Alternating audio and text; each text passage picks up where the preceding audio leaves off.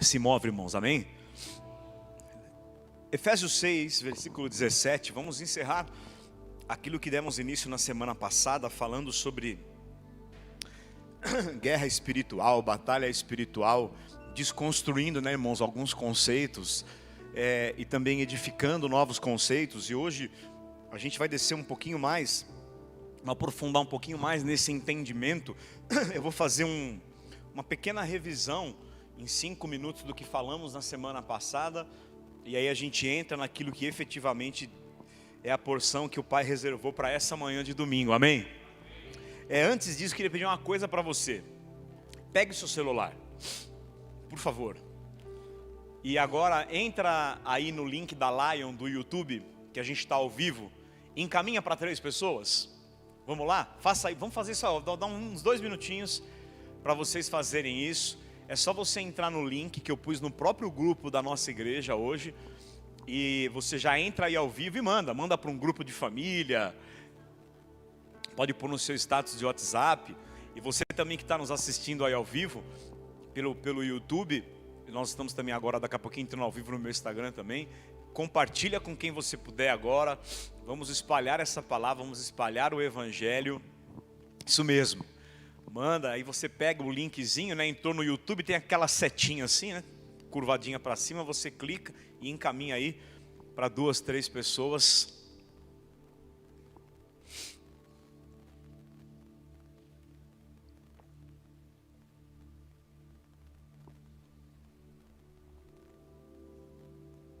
Amém, irmãos?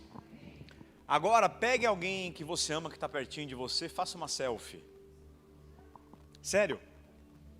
Dê um sorriso, pegue alguém que você ama, pode ser alguém da sua família ou algum irmão, faça uma selfie. Isso, olha lá, Ramília, isso aí, é isso aí. Fez uma selfie? Agora vai no seu Instagram e posta e diga assim: mais um dia de bênçãos na @LionChurch. Vem cá, Nicole, faz uma selfie.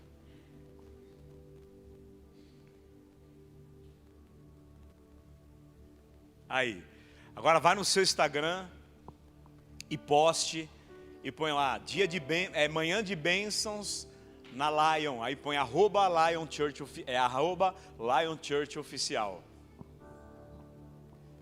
Eu estava conversando com um pastor, eu fui pregar numa igreja no domingo passado, após o nosso culto, eu ministrei na igreja de um amigo, pastor Vitor da Evo Church.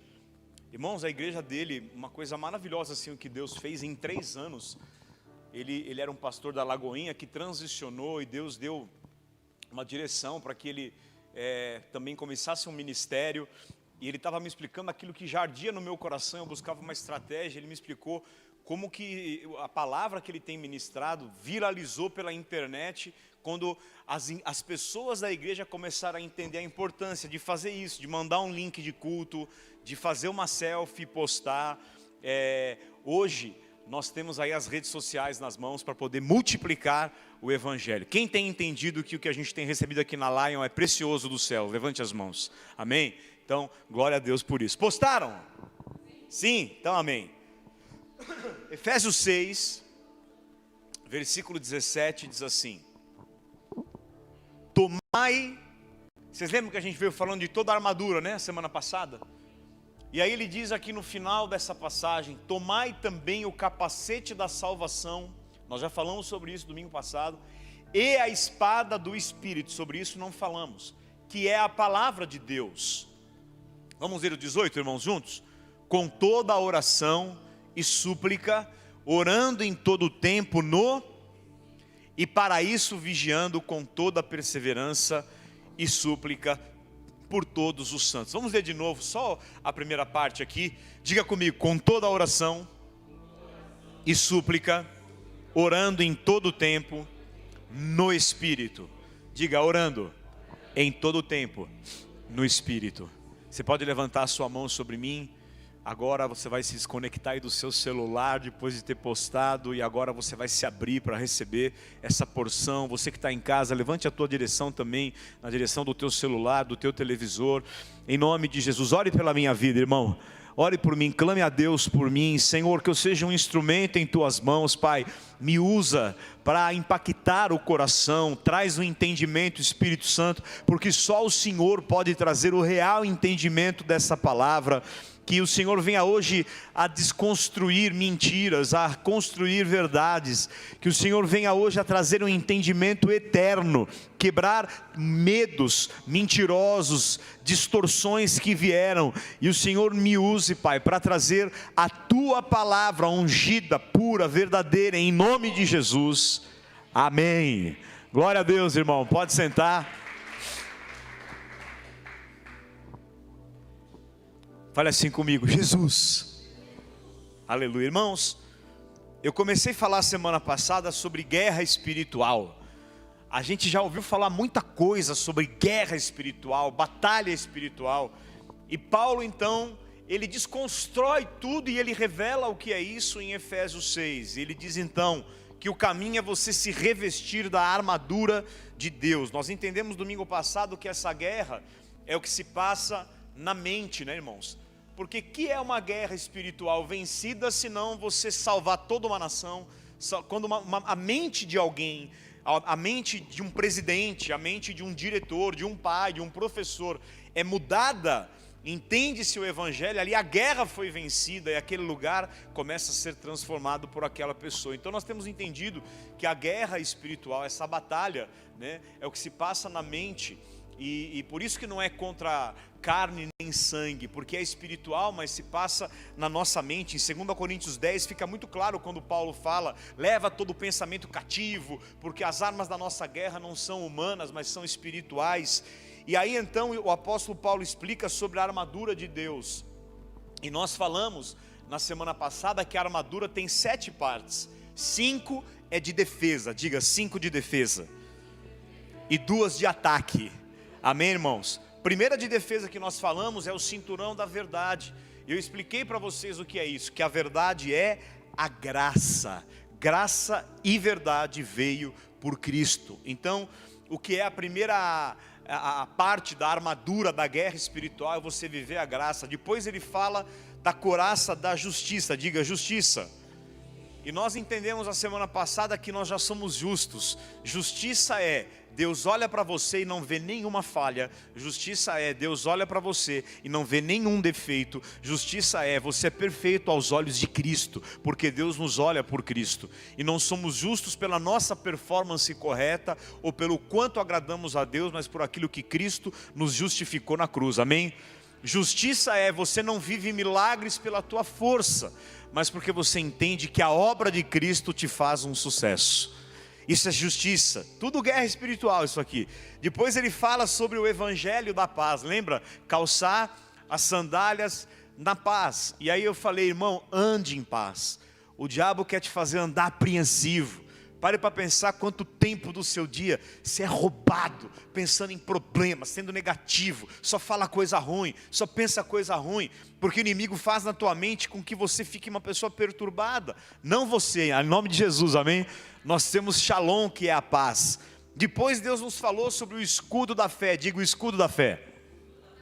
E a gente entendeu dentro dessa guerra espiritual, irmãos, que o escudo da fé não é, olha aqui, não é a fé na sua performance. Eu tenho muita fé, no sentido de que você é uma pessoa muito poderosa, não. Mas fé aqui é a fé nele.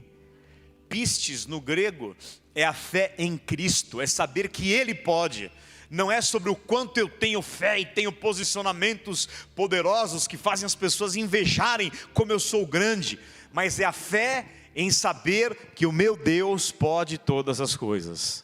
Isso é fé, diga comigo, isso é fé. E depois falamos, para encerrar na defesa, o capacete da salvação. Eu expliquei lá em Tessalonicenses que nós temos que ter como capacete a esperança da salvação. E que a palavra esperança é elpis, que quer dizer, estou sempre esperando que coisas boas aconteçam. É fácil viver assim? Não. É um desafio viver na graça, entender a justiça, andar em paz, fé em Cristo e principalmente nos dias de hoje, você ter o capacete da salvação. Mas por que fala que o capacete, ele é a esperança da salvação? Porque essa esperança é o que vai proteger tua mente, amado. É o que vai te dar saúde mental. É o que vai te dar equilíbrio emocional diante de tanta imbecilidade que a gente ouve na televisão e recebe em todos os grupos, às vezes infames de WhatsApp que nós estamos. Não é assim? Um monte de coisa ruim que ficam mandando e palavras, mas você tem que ter uma esperança da salvação. Diga Elpis. Elpis é assim, irmão. Eu estou esperando que muita coisa boa aconteça em cada área da minha vida. Bom, então agora nós chegamos no ponto de hoje. Vamos falar das armas de ataque. Eu sempre achei que eram 6 partes da armadura. Eu falei de 5, falei que são 7, mas eu sempre achei que terminava nisso aqui, ó. É a espada do Espírito, que é a palavra de Deus. E acabou, e aí está a 6ª parte ali, ponto final, mas não é. Tem 2 coisas, uma delas sim, é a espada do Espírito. Então, Paulo fala como uma penúltima parte da armadura, aí nós estamos falando de armas de ataque. Diga ataque. Irmão, quando você tem uma arma de ataque, é para você... Amém?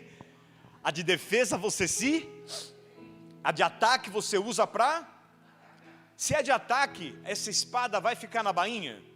Você precisa usar, porque guerra espiritual é opção, não é realidade de vida, o mundo jaz no maligno.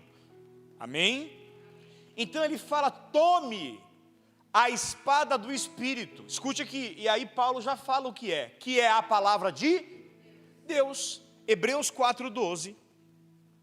Vai dizer assim, porque a palavra de Deus é viva e eficaz, e mais cortante que qualquer espada de 2 gumes ou 2 bocas, como nós já estudamos quando eu falei de línguas, e penetra ao ponto de dividir alma e espírito, juntas e medulas, e é apta para discernir os pensamentos e propósitos de coração. Irmão, todo livro de autoajuda, às vezes escrito por servos de Deus, é muito bom para a gente ter vários entendimentos, mas o que mete um míssil mesmo na nossa arma e faz a gente explodir é a palavra de Deus.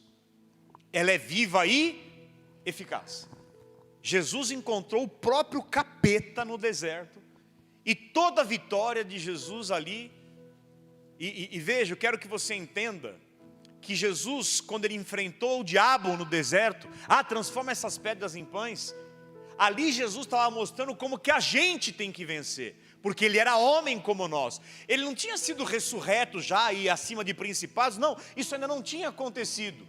Então ali em Mateus 4, estude isso essa semana, a guerra de Jesus ali, a luta contra Satanás, foi muito simples, Jesus só respondeu versículos. Ele era conhecedor da palavra. Então escute isso. A palavra de Deus, ela corta o diabo em pedaços. A palavra de Deus, ela esmiuça o diabo, porque ela é poderosa. A espada do Espírito, e não pense que é... Não, você não precisa gritar. Você precisa entender que é essa arma, que ela é sua, e o poder que você tem. Existem países que eles não precisam fazer esforço nenhum. Se eles fizerem isso aqui num botão, eles acabam com o mundo. Não precisa ficar gritando que nem um paranoico. Guerra espiritual não é histeria. Guerra espiritual não é paranoia, é consciência da minha posição, das armas que eu tenho e da minha autoridade. Agora diga, a espada do Espírito. Então vamos lá, irmãos, ela tem 2 significados, e por isso que são 2 armas de ataque. O primeiro, faça assim com o seu dedinho e diga primeiro. Você que está assistindo em casa, faça assim com o teu dedo também e diga primeiro. O primeiro significado dessa espada do Espírito, Paulo já falou, é a palavra de Deus, é a espada do Espírito. Mas o que eu tenho que fazer? Primeiro, eu preciso aprender a declarar a palavra de Deus. Eu preciso aprender a falar a palavra, a Bíblia. Veja isso, irmão. Sua vida e sentimentos mudam. Sua vida muda e seus sentimentos mudam quando primeiro os seus pensamentos mudarem. E os seus pensamentos vão mudar quando você aprender a declarar mais a palavra sobre você mesmo e as situações que você está enfrentando. Por que você só reclama das situações? É por isso que está uma desgraça, às vezes, a vida de algumas pessoas. E cada vez que eu vejo está pior, porque só reclama. Agora, a hora que você aprender que a sua vida vai mudar, e os seus sentimentos vão mudar, quando os seus pensamentos mudarem, e os seus pensamentos mudam quando você começa a declarar sobre você mesmo, e as situações que você vive, o poder da palavra. Diga assim comigo: falar para mim mesmo e para situações a palavra de Deus. E quando você fala, não precisa gritar, mas você fala em voz alta, não é, irmão? Como a gente está falando, eu ainda estou falando um pouco mais alto aqui, mas é declarar em alta voz, declarar de maneira audível. E às vezes, dependendo da guerra que você está passando, é declarar a palavra de Deus várias vezes ao dia. Às vezes é importante você pegar um versículo e falar ele de manhã, e depois no meio da manhã, e no fim da manhã, no início da tarde, no meio da tarde, e no fim da tarde, e à noite, no meio da noite e na madrugada. Fala assim comigo: declarar a palavra. Uma segunda coisa que eu quero te ensinar, que tem mudado a minha vida: escrever versículos para cada situação que você está enfrentando e sentimentos que estão te preocupando.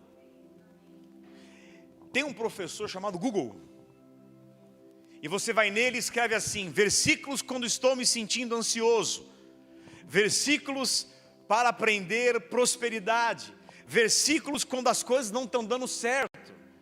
E aí você vai lá e pega os versículos que fazem sentido para você. Se você pegar o meu celular que está aí, está em algum lugar, lá eu tenho uma lista de versículos para cada situação da minha vida.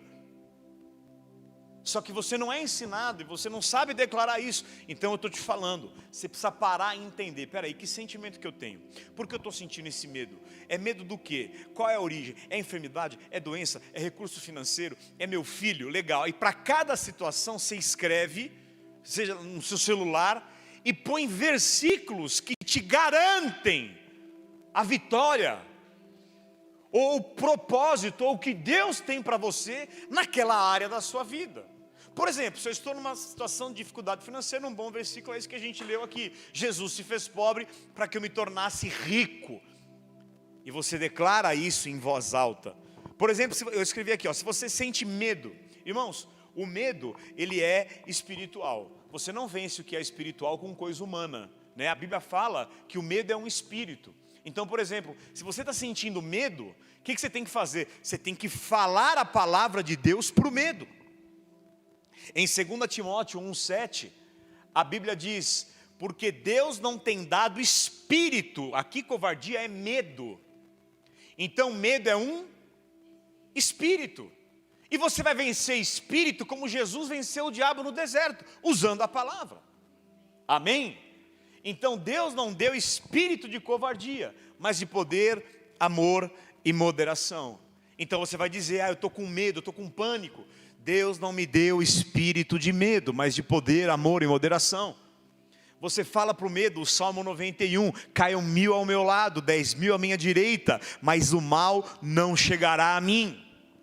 Se você de repente percebe que você está com medo de alguma pessoa, algum poderoso, entre aspas, que não tem poderoso para Deus, mas algum poderoso aos teus olhos, medo de alguém, por exemplo, Hebreus 13, versículo 6, e você vai declarar isso em voz alta: afirmemos confiantemente: Deus é meu auxílio, não temerei, que me poderá fazer o homem? Seja ele de Alexandre de Moraes, a qualquer presidente ou qualquer pessoa, que mal poderá me fazer o homem. Se você, por exemplo, está com um problema de saúde, Salmo 91 fala: com vida longa vou te satisfazer e te mostrarei a minha salvação. Com vida longa vou te satisfazer e vou te mostrar a minha salvação. Pelas pisaduras de Jesus eu sou curado. Então, são palavras para se viver. Amém? A maioria dos cristãos que eu conheço não vivem assim. É muito simples. Você tem que encher o tambor da tua arma de bala, irmão. Mete bala. É versículo. Amém? Sim ou não? Enche de espada. Ou seja, aprender a declarar a palavra. Diga assim: eu posso cortar todo o movimento do diabo com a espada da palavra de Deus. De novo, eu posso cortar todo o movimento do diabo com a espada da palavra de Deus. Quando você muda a palavra, quando você começa a falar a palavra, seus pensamentos começam a mudar. E quando seus pensamentos mudam, sua vida e seus sentimentos, seus resultados começam a mudar. Solte a palavra de Deus com a tua boca para você ver o poder real. Você nunca vai saber o poder de uma arma enquanto você não o... Eu só vou saber o poder de uma arma se eu usar. Agora escuta uma coisa. Quando você fala, é como se Deus estivesse falando. Por isso que ele diz: eu coloquei as minhas palavras na tua boca. Não sinta que quando você está falando, é um ratinho que está balbuciando. Não, não, não, não. Quando você fala, é como se Deus estivesse falando. Olha para o teu irmão e diga: a mesma autoridade de Deus está na sua boca. Jesus é o verbo. Amém, irmão? Amém, irmão? Você está entendendo isso? Isso é poderoso? Sim ou não? Isso vira uma chave? Isso mostra o quanto que está recebendo burdoada do diabo e está ferido e mal, porque você não está lutando. Então é hora de você se levantar. Olha, se você é o Filho de Deus, transforma essas pedras em pães. Jesus não ficou, deixa eu jejuar, deixa eu orar para ver. Não, ele já meteu logo a palavra. Aleluia!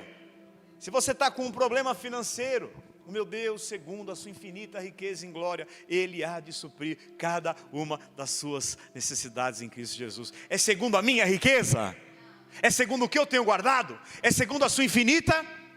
Então tu fala isso para você, criatura. E fala isso para as situações. Se você não está dormindo, então Salmo 4, em paz eu me deito e logo pego no sono. A gente sofre as situações e não sabe usar a palavra para vencer. E volto a dizer, às vezes você tem que usar manhã, tarde e noite. Amém, irmão?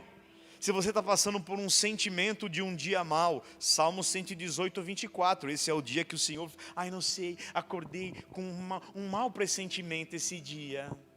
Estou sentindo que hoje, não sei, estou esquisita. Vai e já mete uma palavra na sua cabeça. Dá uma espadada em você, dá uma espadada no seu dia. Amém, irmão? Então diga assim comigo: isso é a primeira arma de ataque. Vamos falar da segunda agora. Tem uma segunda, que muitas pessoas, e a vida inteira eu achei que terminava aqui. E a palavra de Deus, que é a espada do Espírito. Para mim o que eu estou pregando aqui hoje não é novidade. Mas isso aqui agora é novidade, só que não para aí. No versículo 18, o apóstolo Paulo fala algo, não precisa pôr não, mas eu vou citar: orando em todo tempo no Espírito.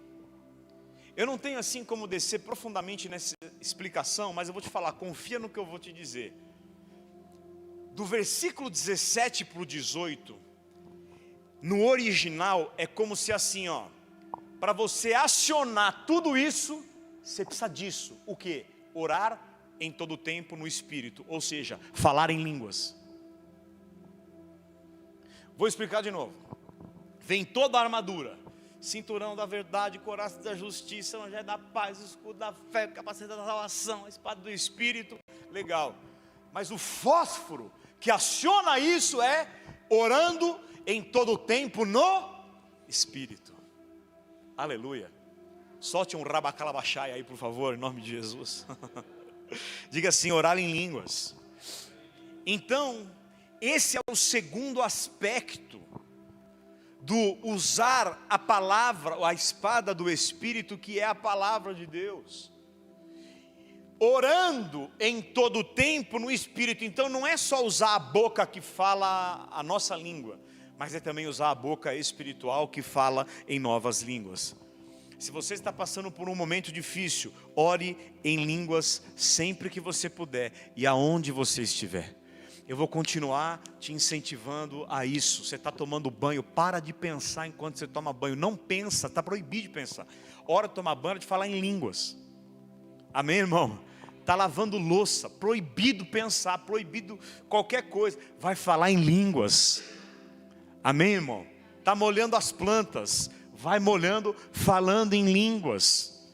É claro que você pode fazer alguma coisa, você está ouvindo um louvor, ou ouvindo notícia, ou qualquer outra coisa, mas durante o seu dia, orando, olha o que ele fala, volta lá para mim em Efésios 6,18, ele vai dizer, orando em todo tempo, com toda súplica, olha lá, ó, com toda oração e súplica, orando em todo tempo isso aqui não é a oração em português, não é. Diga assim, oração espiritual. Irmão, nós já falamos, vou reforçar. Quando você ora em línguas, quem quer viver descanso aqui? Quem quer ter paz, quer ter descanso? Isaías 28, versículo 11, ele vai dizer de uma boca estranha que isso é o descanso.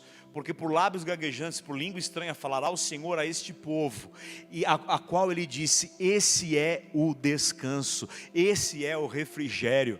Irmãos, quando você fala em línguas, quando você flui o dia inteiro, no busão, no metrô, está andando, você está lá, falando em línguas, e conversando com o Espírito Santo, em comunhão, isso é o descanso, isso é o refrigério.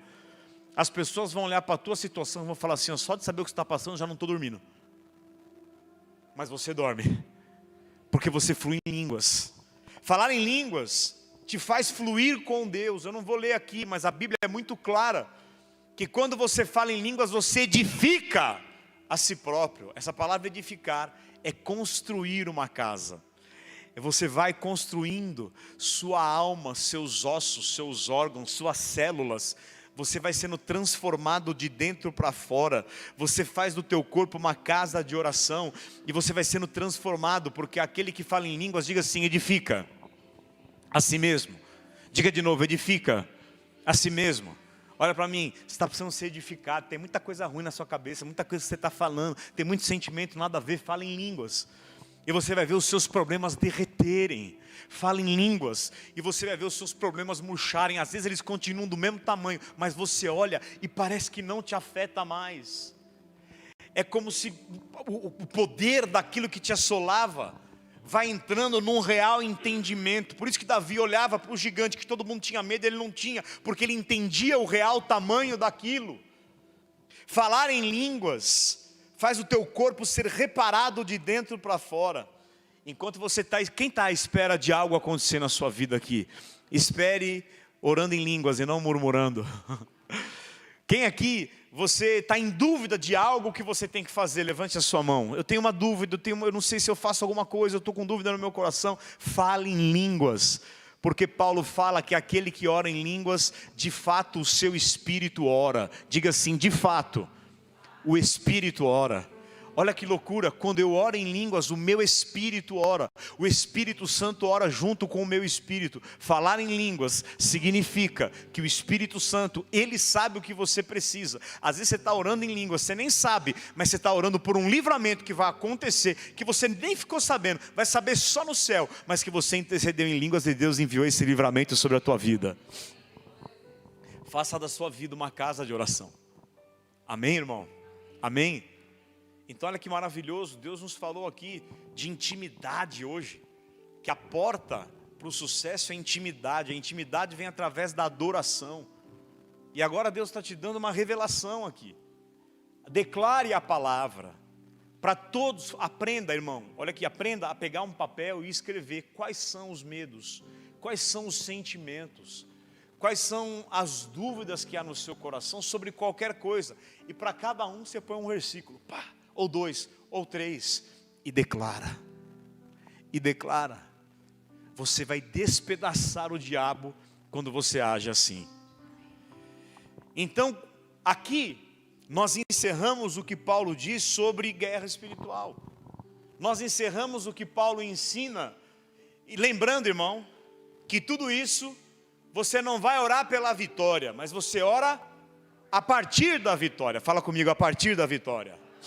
Muito bem, eu quero agora trazer um entendimento para vocês, de algo que eu estou ainda construindo algumas coisas sobre isso, mas algumas eu já tenho um entendimento, mas que a vida inteira eu ouvi falar, e que se potencializa muito isso, e se coloca muito medo em cima disso, e o que eu vou falar agora vai ser uma mudança na sua vida, uma virada de chave para sempre. Eu quero falar sobre maldição hereditária, maldição geracional, maldição familiar. Isso existe? Existe. É fato que existe? Existe. Maldição, às vezes você pega uma enfermidade que entrou de maneira espiritual. Aliás, toda enfermidade é espiritual. E aquela família vem vivendo aquela enfermidade, aquele vício. Vocês já ouviram falar disso já? Sim ou não? De maldição geracional, maldição familiar, maldição hereditária. Então, em Êxodo, capítulo 34, eu pulei um pouco aí, você viu? Êxodo capítulo 34, versículo 7. Nós vamos ver, Êxodo está na lei ou está na graça, irmãos? Na lei. Então vamos entender o que Deus está falando aqui por intermédio do Moisés, porque ele que escreveu Êxodo. Eu sou o Deus que guardo a misericórdia em 1000, lindo, né? Misericórdia em 1000, que bom. Perdoa a iniquidade e também perdoa a transgressão e o pecado, ainda que eu não inocente o culpado. Aqui já começou, né, irmãos? Deus está na lei aqui, dizendo, ó, misericórdia a 1000 gerações, mas não vou inocentar o culpado, e visito a iniquidade dos pais nos filhos. Quer dizer, o que ele está dizendo aqui? O pai pecou, você que vai se lascar. Sim ou não? Visito a iniquidade dos pais nos... É real isso? Sim ou não, irmão? Você está lendo aqui comigo, aleluia. E nos filhos dos... Então, Deus está dizendo, ó, cara, eu já vi, assim, tem muita gente que usa isso aqui para pregar, pontualmente na Bíblia, e não esquece da graça, e trabalha só em cima disso.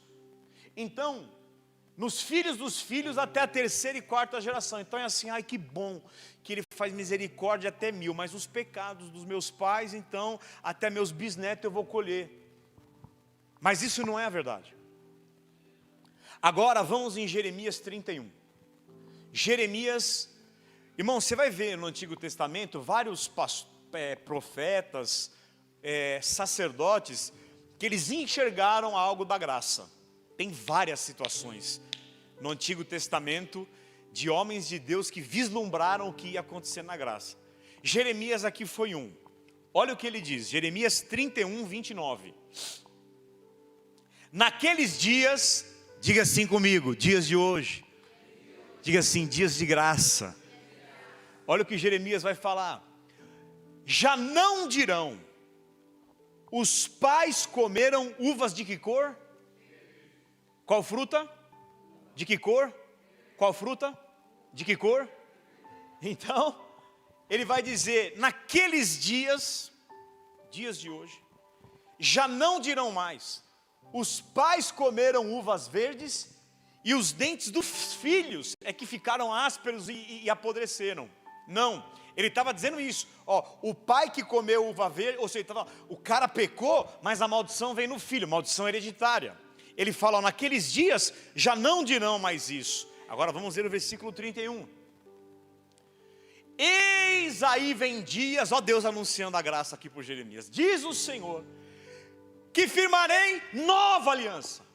O que é a antiga aliança? O que é a nova aliança?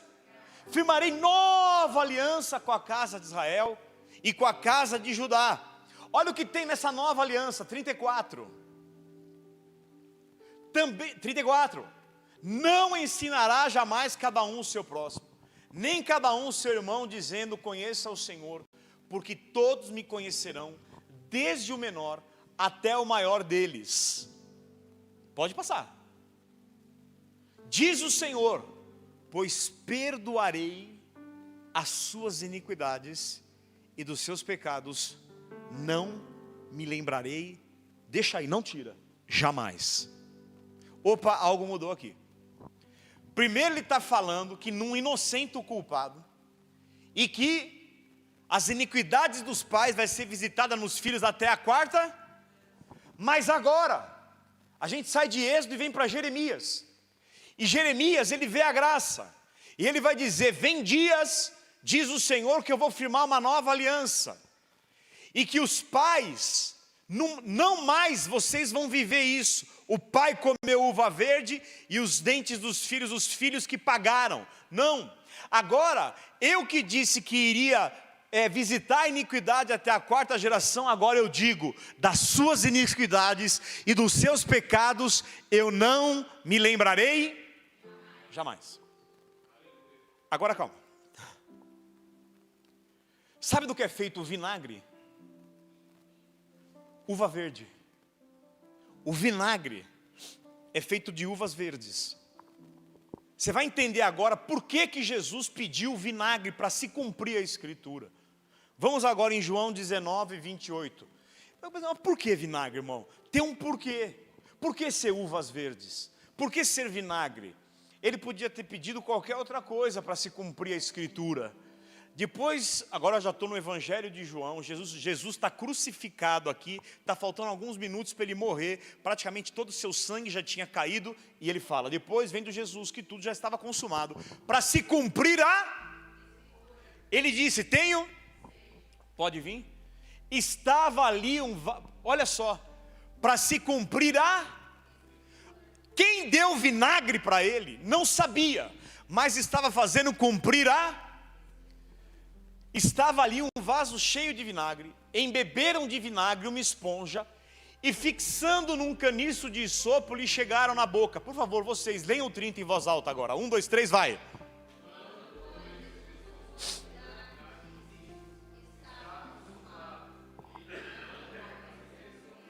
Fale isso de novo, por favor.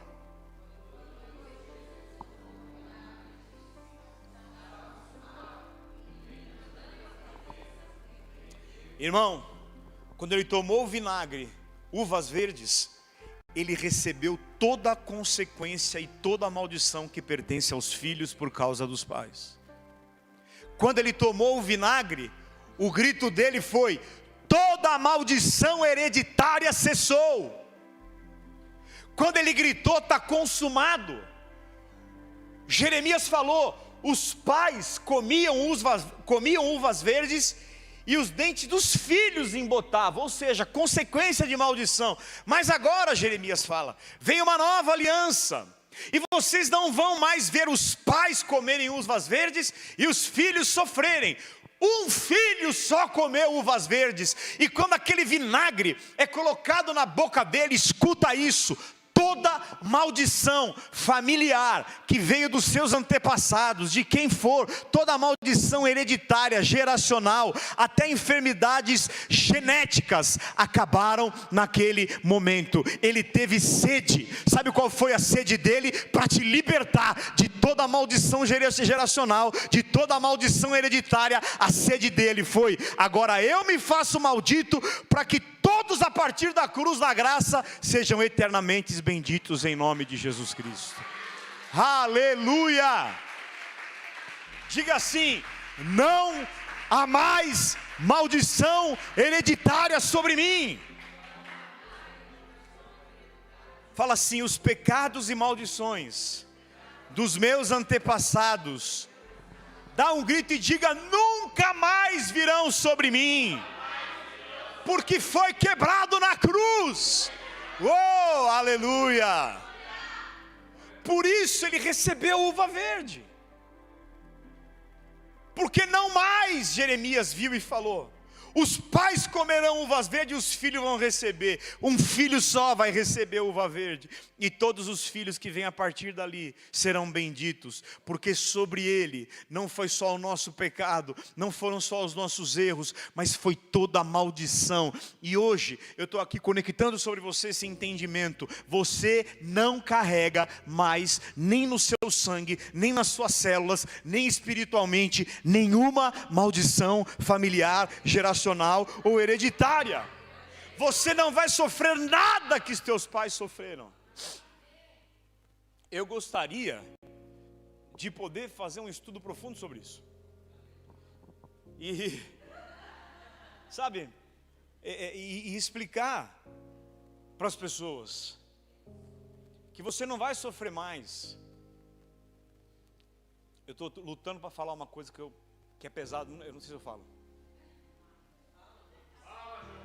Não existe cura e libertação. Libertação é isso que a gente acabou de ver aqui. Para que eu vou ficar quebrando maldição? Toda Libertação não é eu ser liberto de todo o envolvimento maligno, demoníaco do meu passado. Libertação se desfaz na cruz. A partir do momento que você tem Jesus como Senhor e Salvador da sua vida, a partir do momento que você o reconhece e recebe, tudo se faz novo. Aonde tudo se faz novo? Na área do seu espírito. E é ali que existiam maldições. Maldição não é na alma, maldição não é no corpo. Pode até se manifestar no corpo como enfermidade, mas é espiritual. Se tudo se faz novo no espírito, libertação é Ele quebrou na cruz. Faz sentido? Faz, Lu. Acabou. Eu estou dizendo que todo mundo está livre da maldição? Não, eu estou dizendo que todos que recebem o Filho de Deus. Tem gente, uma irmã, eu fui pregar, comecei a falar da graça esses dias num ambiente profissional, já veio uma irmã, meu Deus, eu estou ouvindo sobre graça. Ela me falou de uma determinada pessoa muito conhecida no Brasil, que prega também sobre graça, mas tem um pouquinho de lei, ela tem dúvida. Eu falei, não, essa pessoa prega, mas tem lei, também tem graça, eu gosto dele, mas dessa parte eu não gosto, porque isso que ele fala não tem nada a ver, ele não é 100% graça. E ela falou, então, como é que eu faço para quebrar? É certo, me falaram que eu tenho que fazer muito jejum para quebrar as maldições hereditárias da minha família.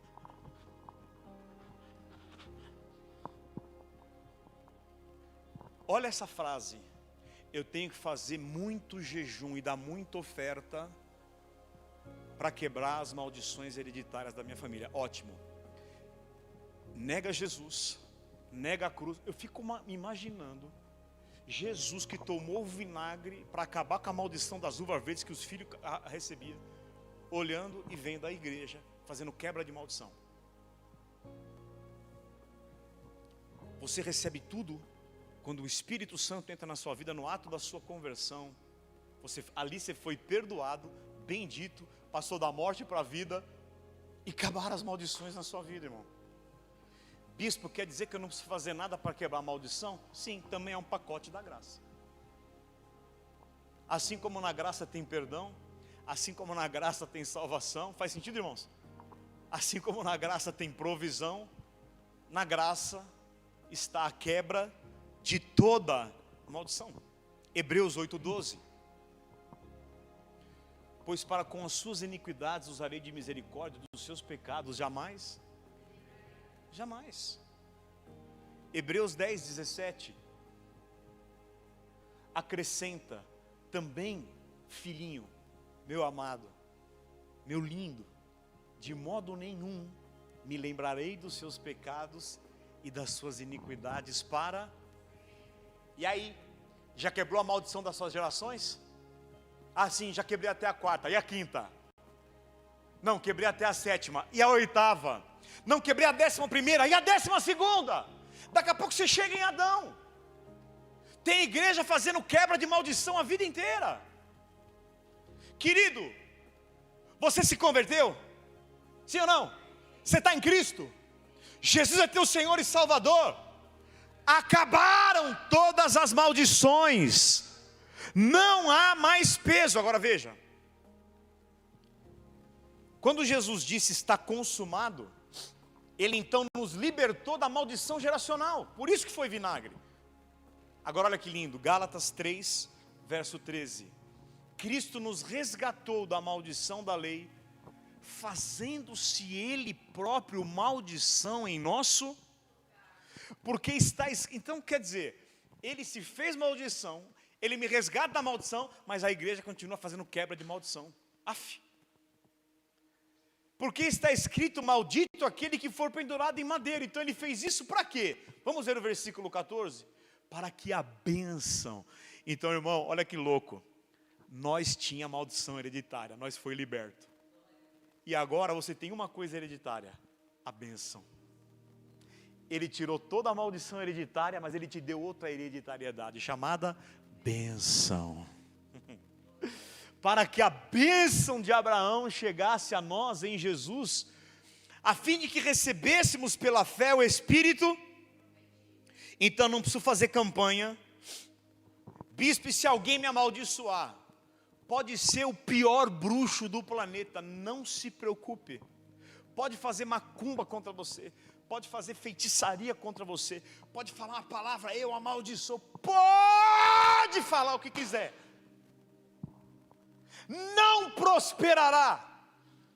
Não, mas não dá uma amarradinha? Não, não dá uma amarradinha. Enquanto você achar que está dando uma amarrada, é por isso que está amarrando.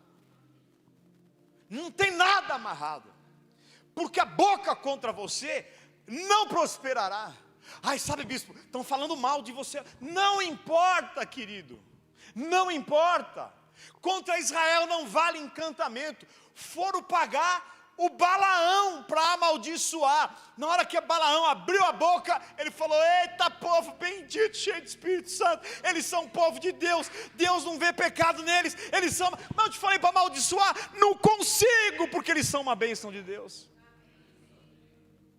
Não se preocupe, não há maldição espiritual ou proferida hoje que prospere contra a sua vida. Porém, para explodir com tudo, eu vou te falar, tem uma maneira de você trazer de volta a maldição. Quem quer saber qual é? Eu quero esse tempo, preciso saber qual é. Quem quer saber qual é? Gálatas 3:9. De modo que os que são da fé, quem é da fé? Você é abençoado com quem? Com o crente Abraão. Paulo aqui, hein, apóstolo da graça. O 10 agora é para explodir a gente de vez e a gente voltar mesmo na paranoia hoje, irmãos. Olha o que fala o 10. Sim, você pode se tornar maldito se você voltar para a lei, está escrito ali. A única maneira de você, cristão da nova aliança, andar em maldição, é se você trouxer de volta a lei. Todos quantos, pois, são das obras da lei, não é só lei, é obras. Não suporto mais essa palavra, obras.